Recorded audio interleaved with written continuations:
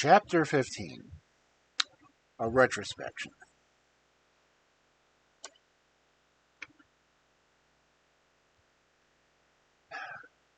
It was the end of November, and Holmes and I sat upon a raw and foggy night, on either side of the blazing fire in our sitting room in Baker Street. My friend was in an excellent spirits after a success which he attained as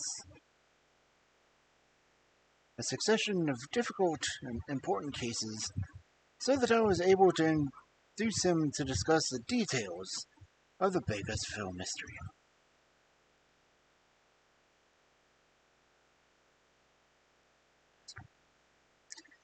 I'd wait impatiently for the opportunity, for I had been aware that he would never permit cases to overlap, and that his clear and logical mind would not be drawn from his present work to dwell upon memories of the past.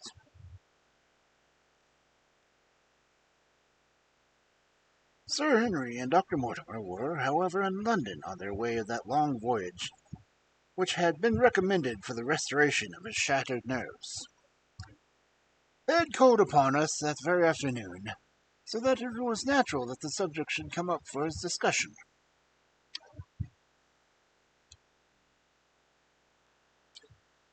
The whole course of events, said Holmes, from the point of view of a man who called himself Stapleton, was simple and direct, although to us, who had no means in the beginning of knowing the motives of his actions, and could only learn part of the facts, it had apparently exceedingly complex.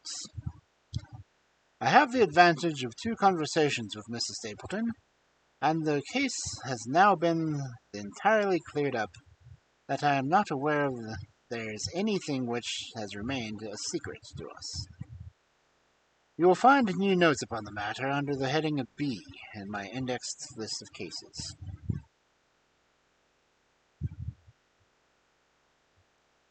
Perhaps you would kindly give me a sketch of the course of events from memory.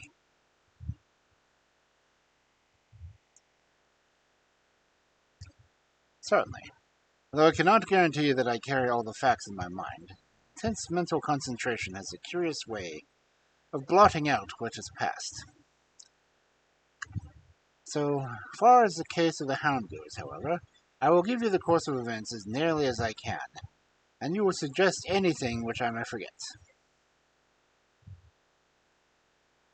My inquiries show beyond all question that the family's portrait did not lie, and that this fellow was indeed a Baskerville. He was the son of Roger Baskerville, the younger brother of Sir Charles, who fled with a sinister reputation to South America, where he was said to have died unmarried. He did, as a matter of fact, marry and had 1 child, this fellow, whose real name is still the same as his father. He married Beryl Garcia, one of the beauties of Costa Rica, and having purloined a considerable sum of public money, he changed his name to Vandeleur. He fled to England, where he established a school in the rest of Yorkshire. His reason for attempting this special line of business was that he was struck up an acquaintance with a consumptive tutor upon the voyage home, and that he had used his man's ability to make the undertaking a success.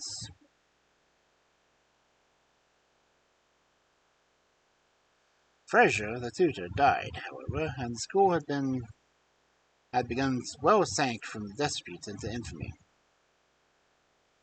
So,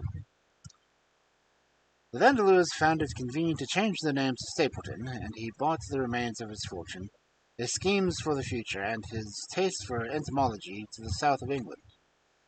I learnt at the British Museum that he was recognized authority on the subject, and that the name of Vandeleur has been permanently attached to a certain moth which he had, in his Yorkshire days, been the first to describe.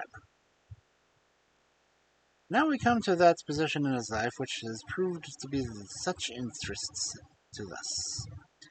The fellow had evidently made inquiry, and found that only 2 lives intervened between him and the valuable estate.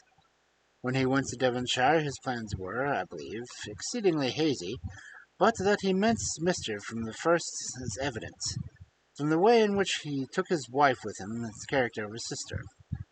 The idea of using her as a decoy was clearly already in mind, though he may not have been certain that the details of his plot were to be arranged.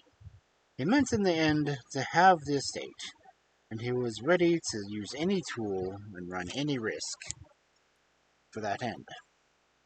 His first act was to establish himself as near to his ancestral home as he could, and his second was to cultivate a friendship with Sir Charles Baskerville, and with the neighbors.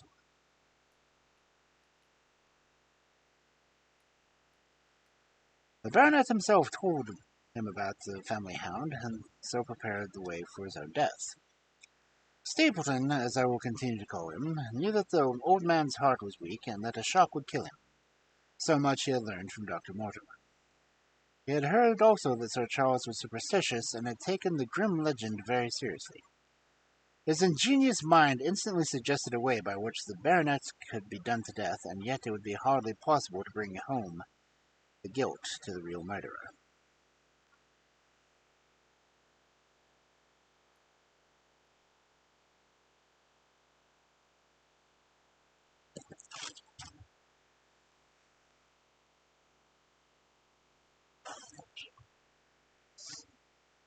Having conceived the idea, he proposed to carry it out in a considerable finesse.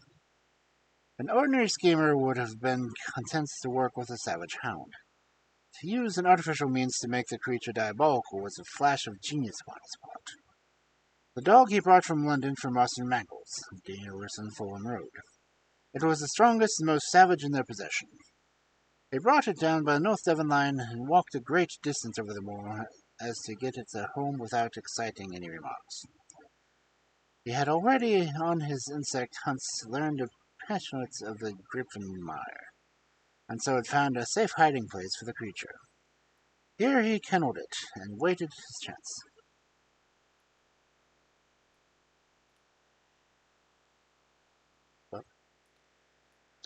But it was some time coming. The old gentleman could not be decoyed outside his grounds at night. Several times Stapleton lurked about him with his hound, but without avail.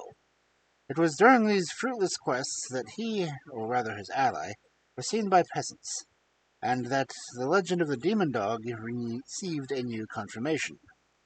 He had hoped that his wife might lure Sir Charles to his ruin, but here she proved unexpectedly independent. She would not endeavor to entangle the old gentleman in a sentimental attachment which might deliver him over to his enemy. Threats and even, I am sorry to say, blows refused to move her. She would have nothing to do with it, and for a time Stapleton was at a deadlock.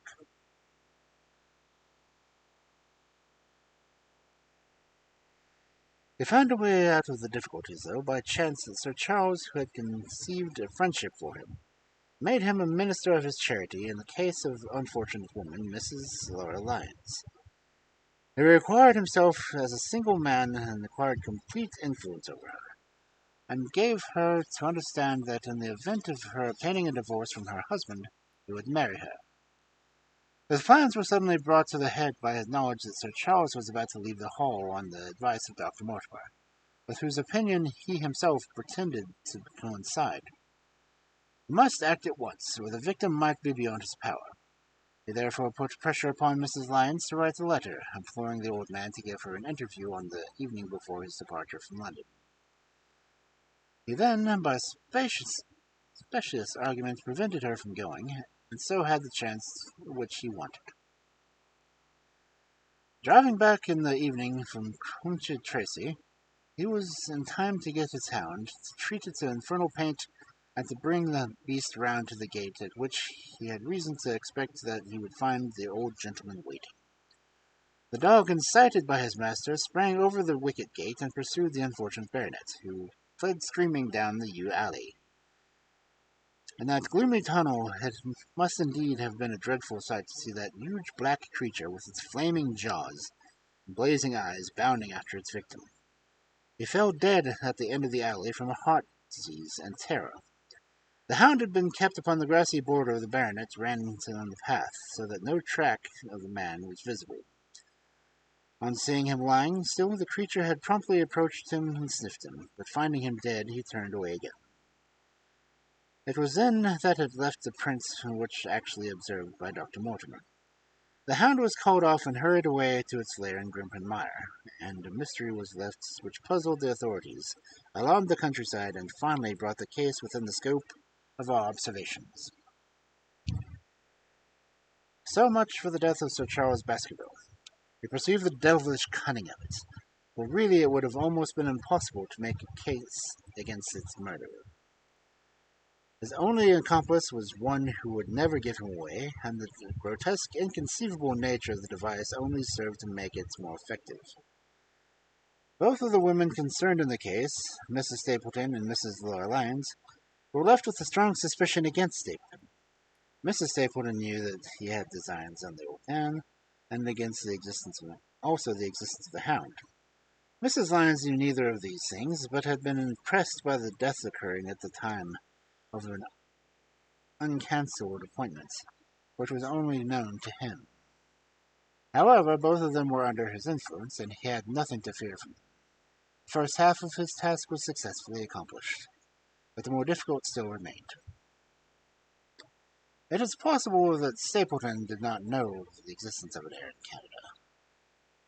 In any case, he may very well soon learn it from his friend Dr. Mortimer, and was told the latter all details on the arrival of Henry Baskerville. Stapleton's first idea was to get this young stranger from Canada might possibly be done to death in London without coming down to Devonshire at all. He distrusted his wife ever since she had refused to help him in laying the trap for the old man, and he dared not leave her long out of his sight for fear she would lose his influence over her. It was for this reason that he took her to London with him. They lodged, I find, at the Mexiborough Private Hotel in Craven Street, which was actually one of those called upon by an agent in search of evidence. Here he kept his wife imprisoned in her room, while he, disguised as a beard, followed Dr. Mortimer to Baker Street and afterwards to the station and to the Northumberland Hotel. His wife had some inkling of his plans, but she had such fear of her husband, a fear founded upon brutal ill-treatment, that she dare not write to warn the man whom she knew to be in danger. If the letter should fall into Stapleton's hands, her own life would not be safe. Eventually, as we know, she adopted the expedient of cutting the words which would from the message and addressing the letter to a disguised hand, and reaching the baronet, and gave him the first warning of his danger. It was essential for Stapleton to get some article of Sir Henry's attire, so that, in case he was driven to use the dog, he might always have the means of setting him upon the track. With characteristic promptness and audacity, set out for this at once, but we cannot doubt that the boots of the chambermaid the hotel was to be bribed to help him with his design. By chance, however, the first boot which he procured from him was the new one, and therefore useless for his purpose. Then he had it returned and obtained another, the most intrusive incident, which we proved conclusively to my mind that we were dealing with the real Hound, as no other supposition would explain the anxiety to obtain an old boot, and thus indifference to a new one. The more outre and grotesque the incident, the more carefully it deserves to be explained. The very point which appears to be complete a case is, when duly considered and scientifically handled, one which is most likely to elucidate it. Then we had the visit from our friends the next morning, shadowed as always by Stapleton in a cab. From this knowledge of our rooms and my appearance, as well as from the general conduct, I am inclined to think that Stapleton's career of crime has been no means limited to the single Baskerville affair. It is suggestive that during the last 3 years there have been 4 considerable burglaries in the West Country, for which none of which the criminal was ever arrested. The last of these, at Folkestone Fort in May, was remarkable for cold-blooded pistoling of a page, who surprised the masked and solitary burglar. I cannot doubt that Stapleton recruited his warning resources in this fashion, and that for years he has been a desperate and dangerous man. We had an example of his readiness and resource that morning when he got away from us so successfully and also of his audacity by sending back my own name to me through the cabman. From that moment, he understood that had taken the case in London, and therefore there was no chance for him there. He returned to Dartmoor and awaited the arrival of the baronets. "One moment," I said. "You have no doubt described the sequence of events correctly, but there is one point which you have left unexplained. What became of the Hound when its master was in London?"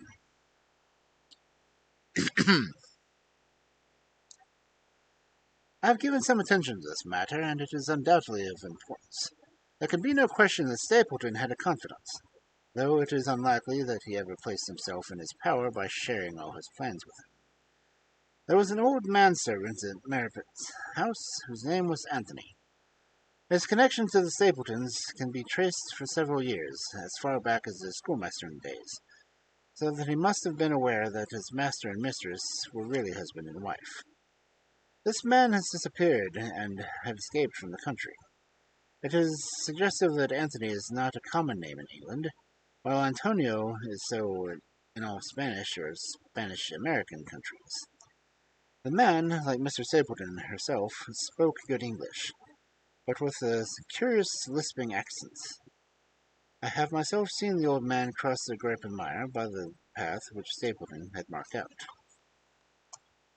It is very probable, therefore, that in the absence of his master it was he who cared for the hound, though he may never have known the purpose for which the beast was used.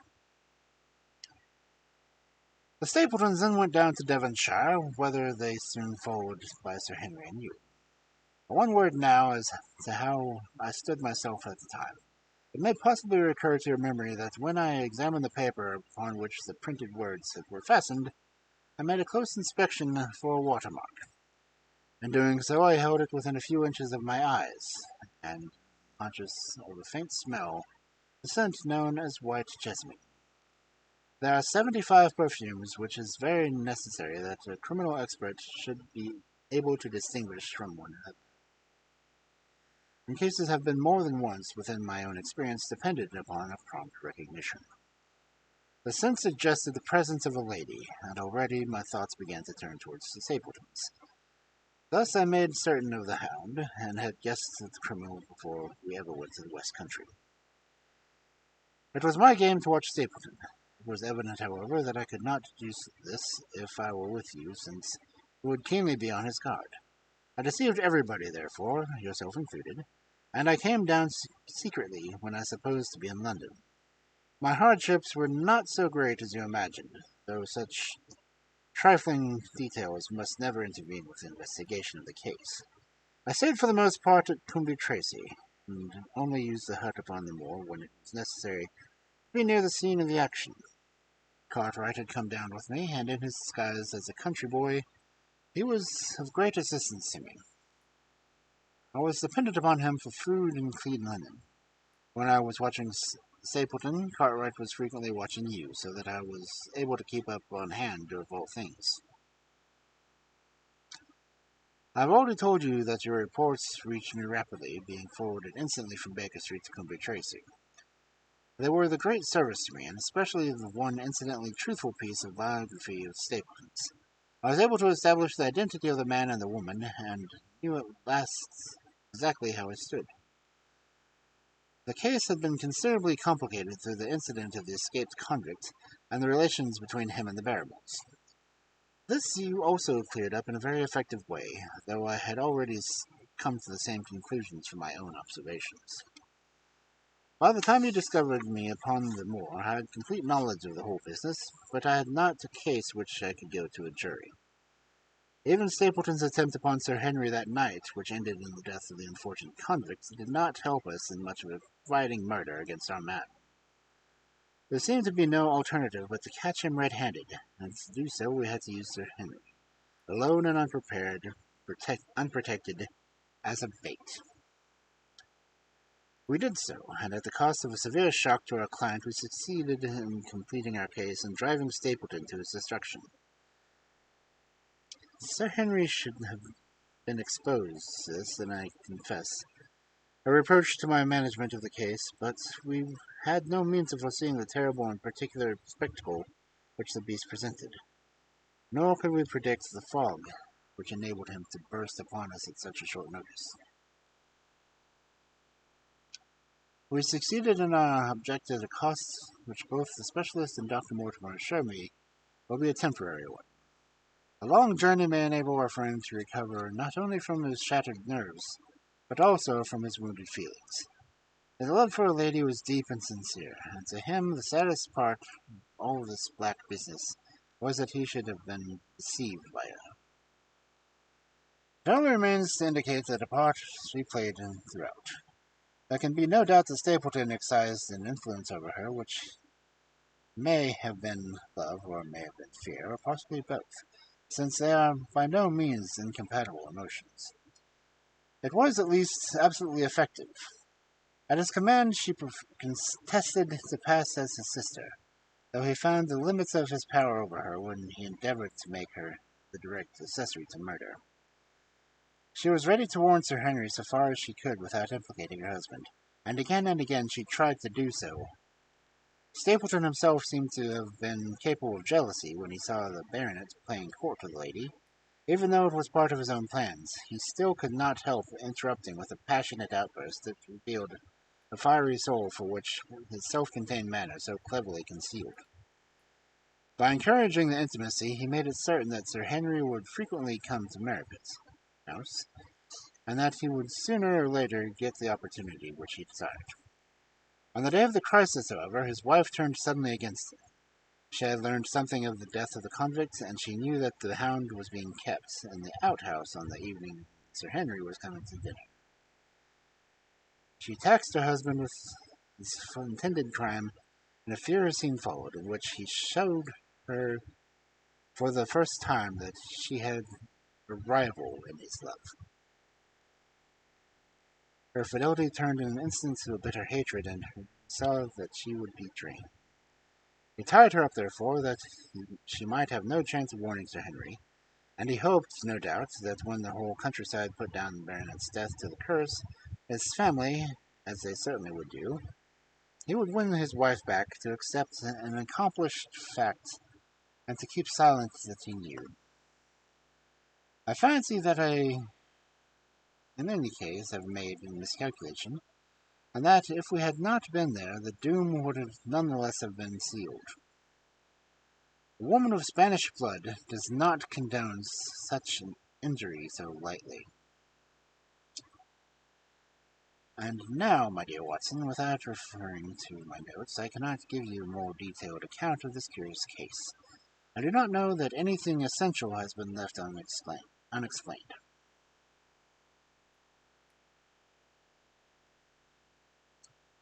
They could not hope to frighten Sir Henry to death as he had done the old uncle with his bogey hound. The beast was savage and half-starved. If its appearance did not frighten its victim to death, at least it would paralyze the resistance which might have offended. No doubt. There only remains one difficulty. If Stapleton had come into succession, how could he explain the fact that he, the heir, had been living unannounced under another name so close to the property? How could he claim it without causing suspicion and inquiry?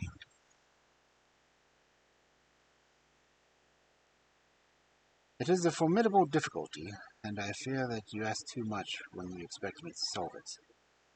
The past and the present are within the field of my inquiry, but what a man may do in the future is a hard question to answer. Mrs. Stapleton had heard her husband discuss the problem on several occasions. There were three possible courses. He might claim the property from South America, establish his identity before the British authorities there, and so obtain the fortune, without ever coming to England at all. Or he might adopt an elaborate disguise during the short time that he needed in London. Or again, he might furnish an accomplice with the proofs and papers putting him as the heir, and retaining claim upon some portion of the income. He cannot doubt that, from what we know of him, that he would have found some way out of the difficulty. And now, my dear Watson, we have had some weeks of severe work, and for one evening, I think, we may turn our thoughts into more pleasant channels. I have a box of The Huguenots. Have you heard of the Rescas? Might I trouble you then, to be ready in half an hour, and we can stop at Massini's for a little dinner on the way. The end.